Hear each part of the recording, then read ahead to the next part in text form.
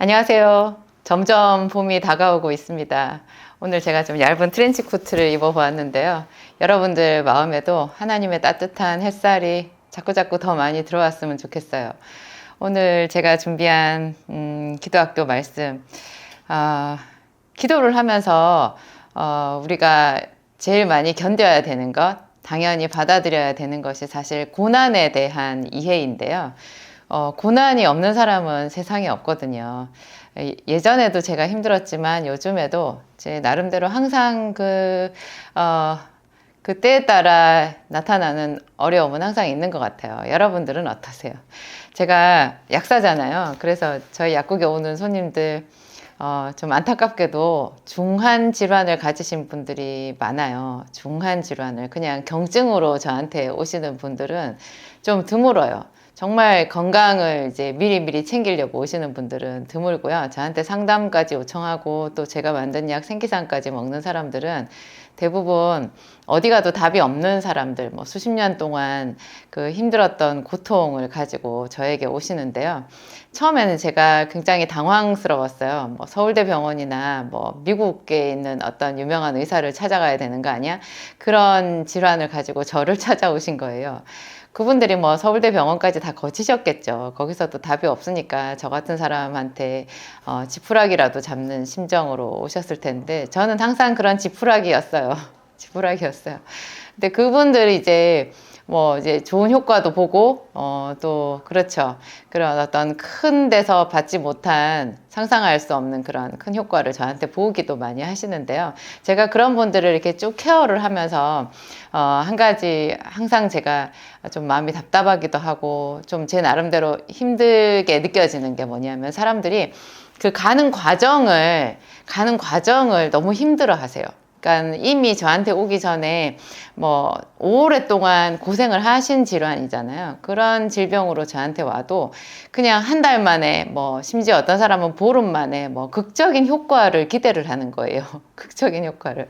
수술해도 안 되는 거를 약을 먹어서 물론 뭐 보름 만에 극적으로 효과를 보는 사람도 있지만 그런 사람들은 오히려 또 제가 봤을 때는 그 뒤 끝이 안 좋아요. 왜냐하면 뭐 보름이나 한 달을 먹고 자기 다 나았다고 끝내버리는 거예요. 그러면 보통 그런 만성질환이라는 것이 긴 시간 동안 뭔가 내 삶에 잘못된 생활 습관이라든지 그 몸에 노폐물이 축적이 돼서 나타나는 건데요. 그거를 그냥 어떤 약인들 그게 단번에 뭐 먹고 그냥 바로 괜찮아지겠어요. 자기 생활은 하나도 안 바뀌었는데 그래서 나중에 뭐 또 저를 원망하기도 하고 하시더라고요. 제가 말씀드리고 싶은 게, 우리 오래된 질병을 치료하는 것에도 어떤 인내의 시기가 필요하잖아요. 우리가 하나님께 은혜를 받고 기도를 할 때도요, 그 가는 과정이 있어요. 힘든 과정이 있어요. 하나님이 아브라함한테, 믿음의 사람 아브라함한테 말씀하실 때도 또 뭐 야곱이나 어떤 뭐 다윗이나 어떤 믿음의 사람들한테도요 하나님이 매일매일 말씀해 주시지는 않았거든요. 순간순간 말씀해 주시지는 않거든요. 말씀하실 때도 있겠지만 그 말씀 이외의 다른 부분들은 자기가 인내로 채워야 되는 거예요. 견뎌야 되는 거예요. 그런 부분을 이제 하나님이 믿음이라고 하시는 거 아니겠어요? 저도 이 고난의 이유를 잘 해석을 못 해가지고 그 이유만 잘 해석을 했다고 해도 제가 지나기가 훨씬 쉽지 않았을까. 어떤 사람들은 뭐 10년 전에, 20년 전에 불세례 받은 거 막 얘기하시는 분들이 있거든요. 아무리 뜨겁게 기도하고 뭐 금식하고 40일 동안 금식하고 그렇게 해도요. 물론 그거 자체는 중요해요. 하지만 그 뒤에 이렇게 그냥 꾸준히 매일매일 밋밋해 보이는 이 일상을 인내로 견딤으로 채워가는 그 훈련은 누구한테든지 다 있는 거예요. 왜 인내를 해야 되겠어요? 고통이 있으니까. 고통이 있는데 하나님께서 바로바로 해결해 주시지 않는 거예요. 그러면 내가 할 수 있는 것을 하나님께 말씀으로 달라고 기도하고 질문하면서 그러죠. 하나님이 또 우리에게 이성을 주셨으니까 이런 이성을 총동원해서 내가 뭘 잘못하고 있는 거를 찾아내야 되고 그죠? 그러면서 그런 거를 교정해 가면서 인간관계의 기술도 터득해 가면서 또 실력도 쌓아가면서 그러면서 이렇게 굴러가는 거예요. 매일매일 굴러가면서 이제 내 분량이 커지는 거고 하나님의 은혜가 더 깊어지는 거고 그런 거예요. 제가 언젠가 어떤 책에서 읽었던 그 간증 참 저에게 많은 것을 가르쳐 줬었는데요. 어떤 자매님이 아마 우리나라 사람은 아니었던 것 같고 그 자매님이 이제 너무 삶의 무게에 짓눌려서 자살을 결심을 했대요. 그래서 죽으려고 하다가 이제 죽는 것은 하나도 무섭지 않은데 뭔지 그 하나님 앞에 자기가 나가야 된다라는 그런 생각은 들더래요. 그래서 그러면 내가 마지막으로 가서 예배라도 드리고 죽자. 그래서 이제 그 비장한 마음 하여튼 그 죽음의 끝자락이잖아요. 이제 죽음에 들어가는 그 입구잖아요. 거기서 이 사람이 이제 절박한 심정으로 예배를 드리러 간 거예요. 근데 예배에 갔는데도 갑자기 하나님의 음성이 들리겠어요. 갑자기 서광이 비치고 하겠어요. 그래서 예배만 드리고 역시 그러면 그렇지 하고 집으로 돌아온 거예요. 그래서 집에 돌아와서 혼자 몇 시간을 앉아 있다가 이제 결심을 하고 일어나서 이제 지나가다가 자기 방에 이렇게 거울이 있는데요. 그 거울로 자기 자신의 얼굴을 이렇게 보면서 이렇게 너무 초췌하고 보잘것없는 막 헝클어져 있는 자기 머리를 보고 이렇게 빗질을 했대요. 머리 빗질을 하는데 갑자기 그때 성령의 터치가 있었던 거예요. 하나님께서 가르쳐 주신 정말 은혜죠. 그런 거는 정말 은혜죠. 하나님께서 가르쳐 주신 한마디. 그리스도가 이와 같이 고난을 받고 자기의 영광에 들어가는 것이 아니냐. 이 말씀을 해주셨대요. 그리스도가 이와 같이 고난을 받고 자기 영광에 들어가는 것이 아니냐. 여러분 이거 어디서 나오는 말씀인지 지금 떠오르세요?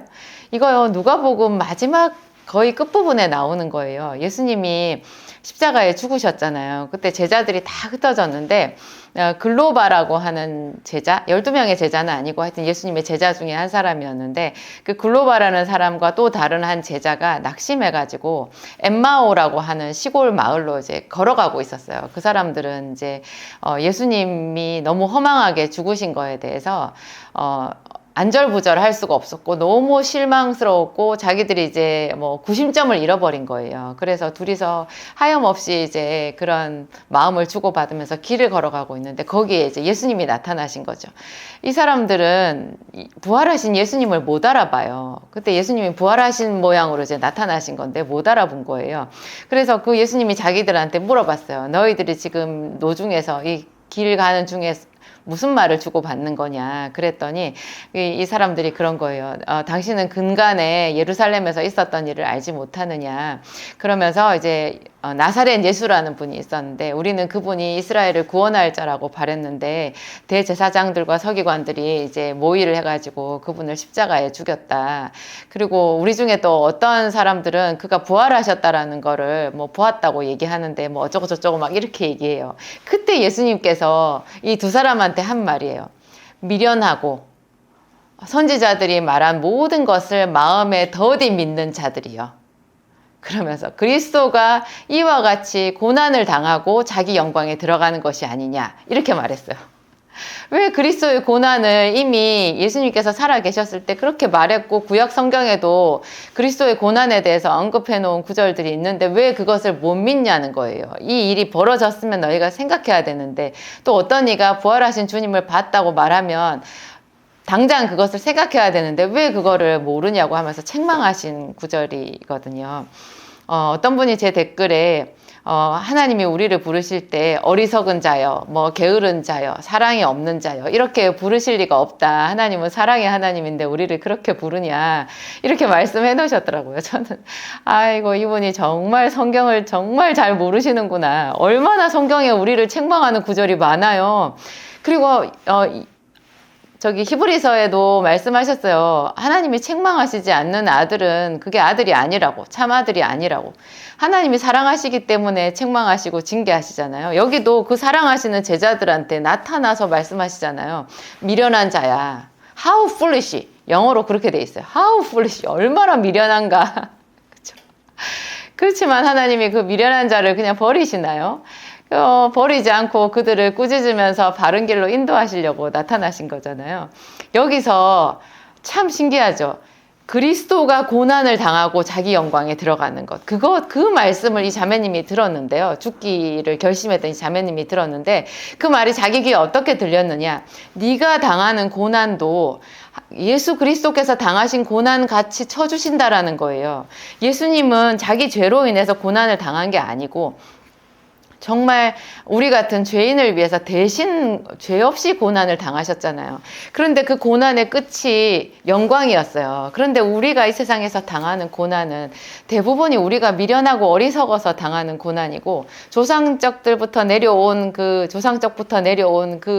뭐 저주로 인해서 또 거기에 내 허물도 들어가 있지 않겠어요? 내가 한 수많은 그 죄와 나도 알지 못하는 잘 자란 그런 죄와 허물과 막 이런 것들이 그냥 마구 뒤섞여서 지금 내가 힘든 부분들도 많이 있을 거거든요. 물론 죄가 없이 고난을 당하는 것도 있죠. 그것은 하나님 앞에 더 빛나는 고난이라고 그래요. 죄가 있어서 그 죄 때문에 고난을 당하면 하나님께 무슨 상이 있겠느냐. 매를 맞고 참으면 그게 무슨 상이 있겠느냐. 그렇게 말하면서 사도 베드로는 까닭 없이 당하는 고난을 이상한 일로 여기지 말라 그랬거든요. 그런데 이 자매님, 정말 죽음을 이제 막 결심한 이 자매님, 그 자매님이 당한 고난이 뭐 그 나라와 그 일을 위한 고난이었겠어요? 저는 그렇게 생각하지 않아요. 그냥 자기 생활고였고 자기 삶에 어떤 짓눌린 그런 거였을 텐데도요. 그럼 그 속에 점점이 자기의 허물과 죄가 섞여 있는 그 결과물로 자기가 당하는 거에 이렇게 막 뒤섞여 있는 것일 거거든요. 그런데도 하나님은 얼마나 사랑이 많으신지 그 자매님에게 그리스도가 이와 같이 고난을 당하고 자기 영광에 들어갈 것이 아니냐, 이런 말씀을 주신 거예요. 네가 당하는 고난도, 네가 지금 있는 그 고난도 이유 불문하고 네가 하나님의 말씀 안에서 잘 참고 견디면 마치 죄 없이 허물 없이 그냥 그 나라를 위해서 십자가를 지신 예수님의 고난같이 값을 쳐주시겠다라는 거예요. 그럼 너에게도 영광이 있을 거라는 거예요. 너무 놀랍죠. 너무 놀랍죠. 그 자매님이 그 말을 딱 받아들였는데, 여러분 이거 성경적이기도 해요. 왜냐하면 성경에 그런 일화가 많거든요. 여러분 구약 성경, 제가 지금 창세기 교실을 하고 있잖아요. 창세기 교실 뭐 이렇게 출애굽기나 구약 성경이 또 좋은 점은요, 그게 어떤 스토리예요. 인생 스토리. 그 스토리는요, 어떤 그냥 말로 한마디씩 이렇게 교훈의 말씀을 주는 것보다 훨씬 더 깊이 있게 우리가 묵상할 그 거리가 있어요. 그 속에. 그 이야기는 아브라함의 이야기, 야곱의 이야기, 요셉의 이야기, 그런 것은요, 평생 우리가 묵상해도 끊임없이 새로운 은혜가 그 속에서 새롭게 솟구쳐 나오는 비밀이 있거든요. 예를 들면 여러분, 요셉에 대한 이야기를 많이 들으셨겠지만 이런 생각 혹시 해보셨어요? 요셉이 자기 죄도 있다라는 거.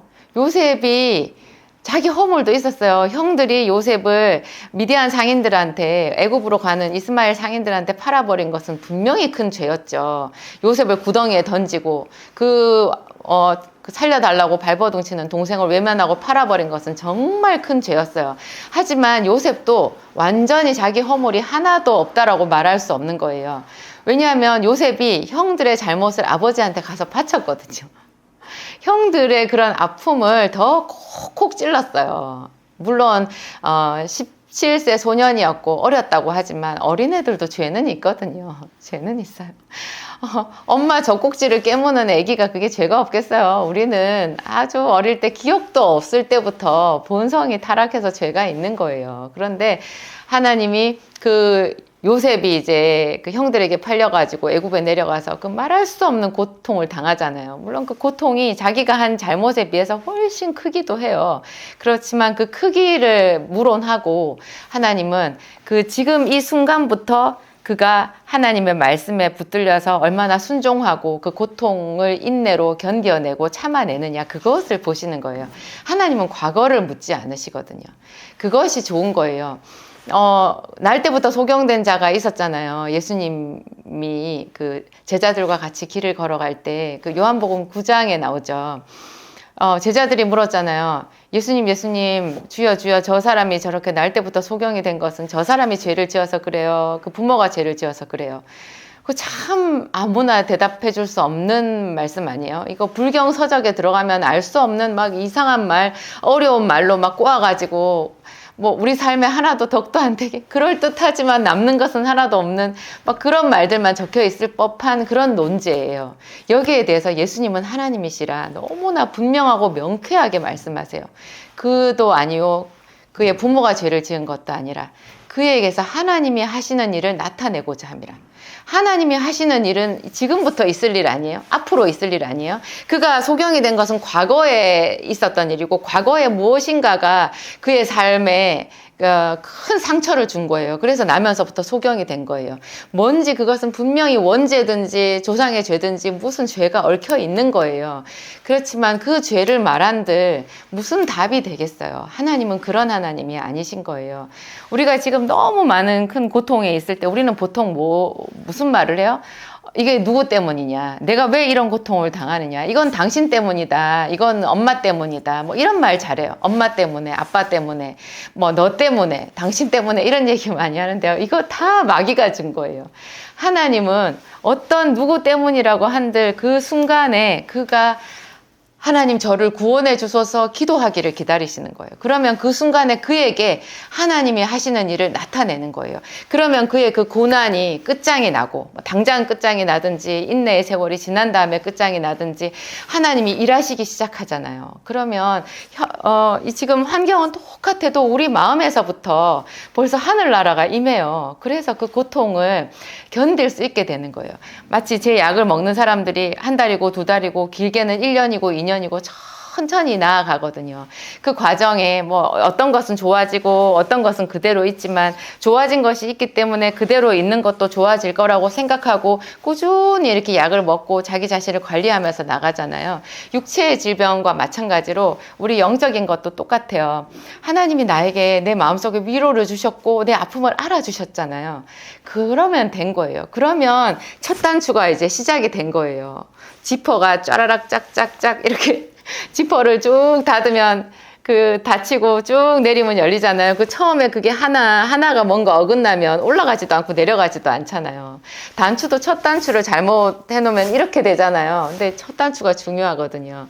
그 처음에 첫 시작 그때 하나님께서 내게 오셔서 그리스도가 이와 같이 고난을 당하고 자기 영광에 들어가는 것이 아니냐 이렇게 말씀하신 것처럼 네가 지금 이 고난 당하는 건 내가 다 안다. 내가 너와 함께 한다. 너는 나를 믿고 나와 함께 이 길을 같이 가자. 내가 너를 돕겠다. 너는 계속해서 네 손을 내리지 말고 기도해라. 그리고 내가 너에게 가르쳐주는 이 진리의 말씀에 유념해라. 이 말씀을 너의 마음판에 새기고 다시는 동일한 죄를 짓지 않게 오히려 더 많은 주변의 사람들 돌아보고 그들을 돕는 자가 되면서 너 자신을 세워보아라. 너의 떨리는 무릎을 굳세게 해라. 내가 너를 돕겠다. 이렇게 말씀하시는 거예요. 히브리서에 이 중요한 말씀이 있어요. 제가 이 말씀 너무 좋아하거든요. 히브리서 5장에 있더라고요. 그는 육체에 계실 때 자기를 능히 죽음에서 구원하실 이에게 심한 통곡과 눈물로 간구와 소원을 올렸고 그의 경외하심을 인하여 들으심을 얻었느니라. 그가 아들이시라도 받으신 고난으로 순종함을 배워서 온전하게 되었은즉 자기를 바라는 모든 자들에게 구원의 근원이 되시고 이거 정말 주옥 같은 말씀이에요. 그가 누구예요? 예수님이잖아요. 예수님이 육체에 계실 때 심한 통곡과 눈물로 간구와 소원을 올렸대요. 예수님이 그 겟세마네 기도가 떠오르지 않으세요? 겟세마네 기도뿐이겠어요? 예수님은 습관을 좇아서 뭐 새벽 미명에 나가서 기도했고 밤을 새워서 기도하셨어요. 언제나 예수님께 그 고통이 따라다닌 거예요. 그것은 우리에게 너무나 멋진 본이에요. 본. 어떻게 살아야 되는지. 예수님도 육체에 계셨을 때는 완전한 사람으로 오셨으니까. 그래서 하나님이신데 왜 기도를 하냐고요. 완전한 하나님이시지만 완전한 인간이었기 때문에 계속해서 기도를 하고 하나님께 공급하심을 받아야 되는 그런 모습이었어요. 그 모습에 계실 때 심한 통곡과 눈물로 간구와 소원을 올려서 전적으로 하나님의 말씀에 완전히 순종했다는 거예요. 그의 경외하심, 이게 제가 봤던 것은 개역 한글판인데 거기에는 그의 경외하심을 인하여, 개역 개정판 요즘 성경이잖아요. 거기에는 그의 경건하심을 인하여 이렇게 되어 있는데 저는 경건하심보다는 경외하심이 더 좋은 것 같아요. 이것이 어떤 경외함으로 인한 전적인 순종이라는 뜻이 있더라고요. 영어 성경에 보니까 reverent submission 이런 말이 있어요. 그러니까 전적으로 경외함으로 완전한 순종, 그 순종을 통하여서 하나님께 그 기도에 응답하심을 받았다라는 거예요. 아들이시라도 받으신 고난으로 순종함을 배웠다라는 거예요. 근데 하물며 우리 같은 사람이겠어요. 우리에게 고난이 있어야 우리의 모난 성질이 이렇게 부들부들하게 되는 것 같아요. 저도 참 모난 사람이고 한성질하고 못됐어요. 저도 굉장히 못된 부분이 많고, 못됐다라는 것이 결국 뭐겠어요? 사람이 악하다는 거예요. 지식이 없는 거예요. 다른 사람의 사정을 알아줄 지식이 없는 게 악한 자라고 했어요, 성경에. 악한 자는 다른 사람의 사정을 알아줄 지식이 없느니라. 그러니까 악하다라는 것은 하나님을 모르는 거고요. 다른 사람의 사정을 알아주지 못하는 거고, 세상 이치에 눈이 어두운 거예요. 다 우리는 자기 자신이 다 안다고 생각하고, 나는 척 보면 알아. 나는 저 사람, 사람 척 보면 저 사람이 어떤 사람인지 알아. 이런 사람이 가장 악해요. 가장 악할 수 있어요. 우리가 어떻게 사람을 척 보면 알겠어요. 그것은 그냥 모르는 거지. 저도 예전에 그렇게 하고 살았어요. 제 나름대로 첫인상 갖고 사람 판단했고, 그렇죠. 제 나름대로 판단해서 이거는 길이야, 이거는 길이 아니야, 이건 버려야 돼, 저런 애는 가까이 하면 안 돼, 쟤는 괜찮은 애 같아. 이렇게 제가 판단하고 살았는데 그 얼마나 엉터리 투성이었겠어요. 우리는 그렇게 참 모난 채로 사는 건 것 같아요. 그래서 수많은 실패를 반복하면서 하나님 앞에 더 낮아지고, 그래서 더 그분을 경외함을 배우고, 하나님은 그래요. 우리가 잘못된 길로 들어가도 거기서 하나님을 전적으로 경외하고 기도하고 하다 보면 그것이 선이 되게 해주시더라고요. 그래서 전능자이신 것 같아요. 그래서 완전한 구원자이시고 세상을 창조하신 하나님이시고, 그래서 우리는 걱정할 것이 없어요. 여러분이 당하는 고난, 고통, 인간관계의 고난 정말 많겠죠. 하지만 인간관계만큼 어려운 거 없고요. 여러분, 용서는 일방적으로 할 수 있지만 화해는 일방적이지 않아요. 사람들 자기가 용서했다고 은혜 받았다고 하면서 당장 가가지고 나 너 용서했어 하면서 그 사람 끌어안으려고 하는데, 그것은 용서와 화해를 오해한 거예요. 화해는 상호적인 거라 여러분 그거 바로 그렇게 시행하시면 더 큰 고통이 와요. 요셉은 형들을 용서했잖아요. 하지만 화해까지 정말 긴 시간 기다렸어요. 그 기다리는 시간 자체가 고통이지 않았겠어요? 보고 싶은 아버지도 못 보고, 그죠? 자기도 형들하고 잘 지내고 싶었을 거고, 자기가 뭘 잘못했느냐고 항상 자기 마음속에서 형들한테 이렇게 부르짖는 마음이 있었을 거예요. 형들 왜 나한테 그렇게 했냐고. 근데 그럴 때마다 요셉은 용서를 선포했을 거고요. 나머지 화해가 이루어지도록 하나님께서 일하실 시간을 기다렸을 거예요. 여러분의 고통이 물질 때문에 오는 고통이든 인간관계 아니면 좌절된 꿈, 상실의 고통 이런 거라고 하더라도 하나님 안에서 모든 것이 다 해결책이 있어요. 제가 한 가지만 더 말씀드리고 싶은데, 저도 저희 아버지를 잃었잖아요.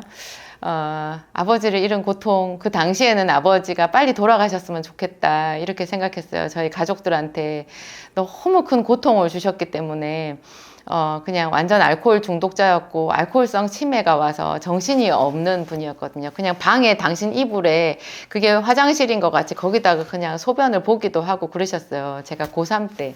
그러니까 얼마나 큰 고통이었겠어요. 그 당시에는 아버지가 빨리 돌아가셨으면 좋겠다 이런 끔찍한 생각도 했었는데, 잔인한 생각도 했었는데, 제가 나이 40이 되니까 몸서리 쳐지게 그 아버지가 보고 싶은 거예요.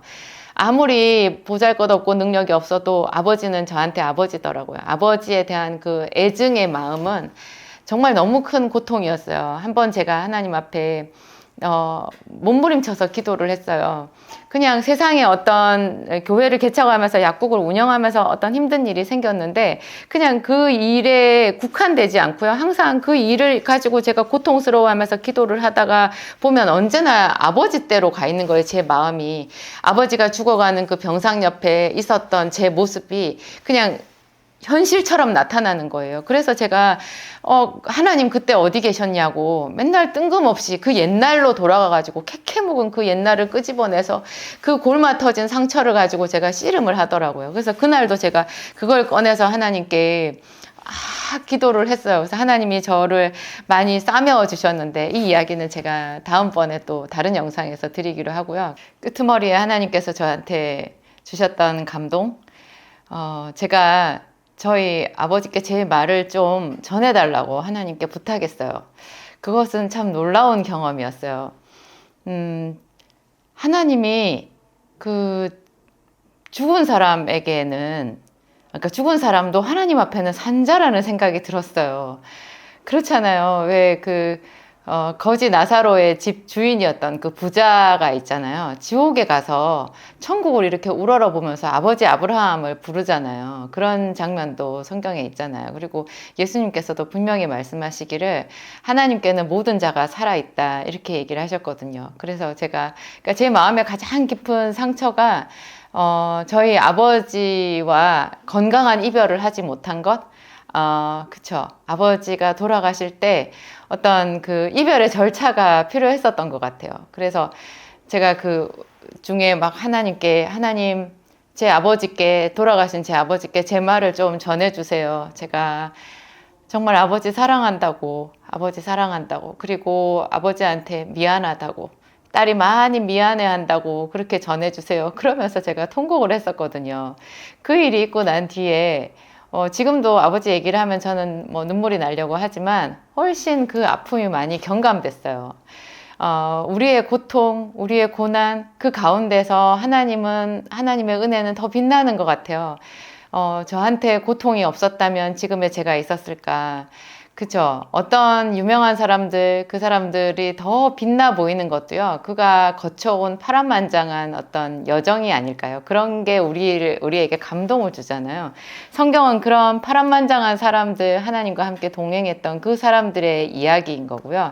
지금 우리도 하나님께 그런 거를 올려드려야 되는 건 것 같아요. 우리의 아픔, 슬픔, 고통, 이런 중에서 더 하나님을 찾고 그분께 지혜를 구하고 그분과 손잡고 앞으로 나아가는 것, 그런 거죠. 기도하겠습니다. 하나님 아버지, 우리의 아버지가 되십니다. 우리의 생명의 주가 되십니다. 아버지 하나님이 계셔서 감사합니다. 어떠한 슬픔 가운데서도 하나님 내 생명의 주를 놓지 않고 아버지의 이름을 부를 수 있어서 감사합니다.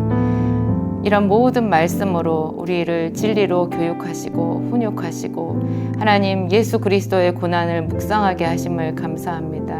지금 사순절 기간인데 우리가 십자가를 생각하며 하나님 그 십자가 앞으로 뚜벅뚜벅 당신의 길을 걸어가신 예수 그리스도를 더 깊이 묵상하고 따라갑니다. 하나님 감사합니다. 또한 우리의 고통을 예수 그리스도의 고난에 하나님 견주어서 하나님 그 고난에 빗대어서 하나님 우리에게 값을 쳐주시고 하나님 우리와 동행하사 모든 기적을 이루어 가시는 그 선하신 하나님의 손길에 감사합니다. 하나님 우리가 어떻게 그리스도의 고난에 비할 수 있습니까? 하나님 우리는 우리 죄 때문에 당하는 질병, 우리의 허물과 고통 중에서 하나님께 부르짖는데 우리 아버지께서는 우리를 의인같이 여겨주십니다. 하나님 주께서 이 세상에 계실 때, 육체에 계실 때 통곡과 눈물로 간구와 소원을 아랜 것처럼 우리도 하나님 앞에 간절히 기도하겠습니다. 하나님 그 기도를 통하여서 하나님 우리 자신의 인생이 세워지고 하나님 우리가 영롱한 별이 되기를 원합니다. 하나님 우리가 영원한 천국에 이르렀을 때 하나님께서 우리 고난을 보석같이 바꿔 주실 줄 믿습니다. 우리의 영광이 될 줄을 확신합니다. 하나님 또한 지혜를 주시옵소서. 하나님 우리가 같은 잘못을 같은 죄를 반복해서 하나님 짓지 아니하도록 그 죄짐으로 하나님을 수고롭게 하지 아니하도록 또한 지혜의 말씀으로 우리에게 가르쳐 주시고 형제를 용서하기도 하고 또 하나님께서 역사하시면 형제와 화목하는 큰 기쁨도 누리게 하여 주시옵소서. 하나님께 모든 영광을 올려드립니다. 예수 그리스도의 이름으로 기도하였습니다.